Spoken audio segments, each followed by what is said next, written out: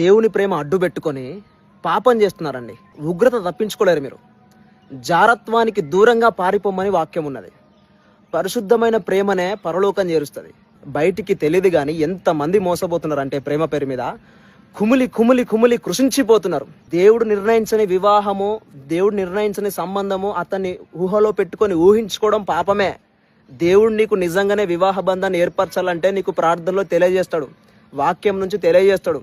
దేవుడు నీకు తలంపులు ఇస్తాడు. అసలు నువ్వు పెళ్లి చేసుకోవాలో వద్దు దేవుడు చెప్పాలి నీకు. నువ్వే నిర్ణయించుకొని, నువ్వే డిజైన్ చేసుకొని, ఈమెనే నా భార్య, ఈయననే నా భర్త అని చెప్పి ముందే ఊహించుకొని జారత్వం చేస్తున్నావు. హృదయంలో మూల్యము చెల్లించక తప్పదు.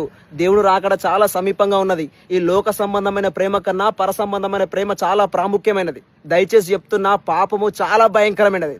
నీ హృదయంలో ఒక అమ్మాయిని లేదా ఒక అబ్బాయిని ఊహించుకుంటూ, వాట్సాప్లో చాటింగ్ చేసుకుంటూ, ఇన్స్టాగ్రామ్లో చాటింగ్ చేసుకుంటూ, హృదయంలో జారత్వం చేస్తూ, ఆ పాపం చేస్తూ దేవునికి ఎట్లా ఇష్టడుగా మారుతావు? క్రైస్తవునని చెప్పుకుంటూ పాపం చేస్తున్నావు కదా. అన్యజనులలో నువ్వే దేవుని నామాన్ని అవమానపరుస్తున్నావు. నీ వల్లే యేసుక్రీస్తు వారికి అవమానం కలుగుతుంది. నీ వల్ల దేవునికి ఘనత కలగాలి కానీ, నీ ప్రేమ వల్ల దేవునికి ఘనత కలగాలి కానీ, నీ ప్రేమ వల్ల దేవుని నామానికి అవమానం కలుగుతుందంటే నీ మీదికి ఉగ్రత రాక మనదు. ఆ ఉగ్రత నీ మీదికి రాక మునిపే దయచేసి చెప్తున్నా, దేవునికి అప్పగించుకొని దేవుని మార్గంలో నడిచి దేవుని చిత్తాన్ని నెరవేర్చు. దయచేసి పాపాన్ని విడిచిపెట్టండి. దేవుని చిత్తం అవుతే ఇంట్లో చెప్తారు మీరు, దేవుని చిత్తం కాకపోతే ఇంట్లో చెప్పకుండా దొంగతనంగా తిరుగుతారు బయట. ప్రేమలో దాక్కోవడం ఉండదు, ప్రేమలో అపవిత్రత ఉండదు, ప్రేమ ఇంట్లో చెప్పకుండా ఉండదు.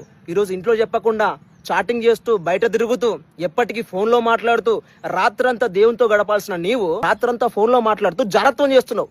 ఆ తీయటి పలుకులు, తేనె వంటి మాటలు మిమ్మల్ని మోసం చేస్తున్నాయి. దయచేసి దేవునికి దగ్గరగాండి.